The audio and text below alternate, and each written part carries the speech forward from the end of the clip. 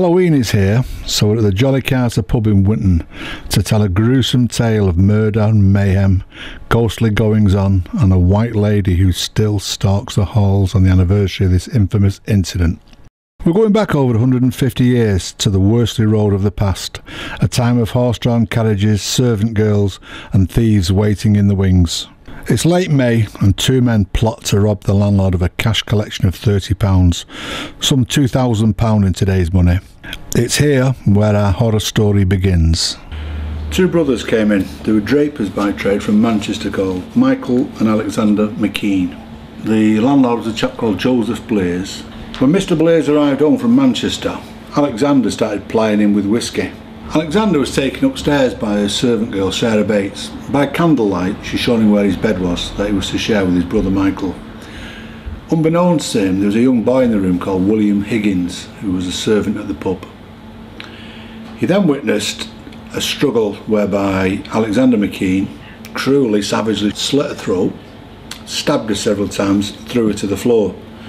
The landlady, Martha Blaze, attempted to raise the alarm. Sadly, this caused Michael McKean to attack her with a knife. He attempted to slash her throat, but then rather horrifically, he drove this knife into her face. It lodged there. It was unbelievable to think that she managed to stagger out of the pub, covered in blood, staggered across the roads here where there's little cottages, and raised the alarm. I believe you've seen this apparition of the servant girl. The scary goings-on go a bit more mad in May, because that's obviously where the murder happened. Now, we didn't know that at first, and on May last year, which was my birthday, I was in the living room and somebody walked past the door.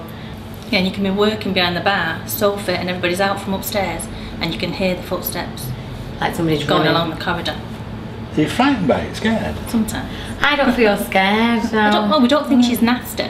No, we think she's a nice ghost. But she was a poor innocent victim. Well, yeah, so I don't think like a malevolent spirit, as they say. And then there's a certain room upstairs where the light does a lot of flashing. It's that one room, so I don't know if that must have been the layout for where she was, but there's always the banging and the noise and stuff in there. Were you aware of this murder before you took over the pub? No.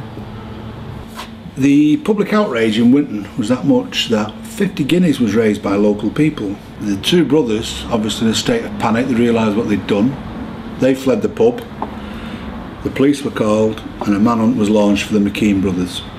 They were spotted 1 week later at Appleby in Westmoreland by a chap, Robert Faraday, who was concerned about the way they were dressed, their behaviour. He ran ahead and told a policeman and some waiting villagers, and they set a trap for the two brothers. They waited up the road at a public house. One of them sat outside Faraday. When the McKean brothers walked past, he asked them if they'd like to join him for a free drink. They obliged, which was, I find, quite surprising, seeing as how they were wanted murderers and would be facing the gallows. They went into the pub. There was 10 men waiting for them. A fight ensued, and the men were apprehended. But McKean was found to have a loaded pistol in his possession, which he could have used at any time.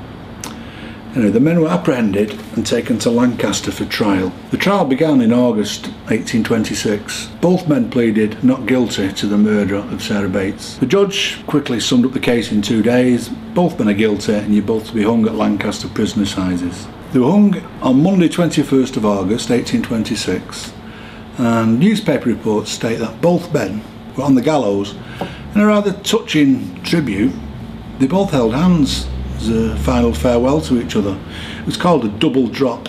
That meant they both went under at the same time. Now it's stated that Alexander died instantly, broken neck, while his brother Michael was left hanging for 30 minutes, slowly strangling to death. An interesting footnote on this story I came across, I'll have to read this to you. It says, shortly after the murder, it was noticed that the blood stains on the pub room floor where Sarah Bates had crawled to die had dried into a distinct shape. Clearly visible in profile were the outline of features of a woman's face. The mouth, nose and eyes could all be made out, as could the hair streaming from a slash across the throat with copious amounts of blood. Now this phenomenon was much remarked upon, and people from Manchester and surrounding districts came to view this rather gruesome spectacle. No doubt they would purchase beer and food off Blaze, and it was stated that Mr. Blaze made a rather healthy living out of the death of this unfortunate young girl.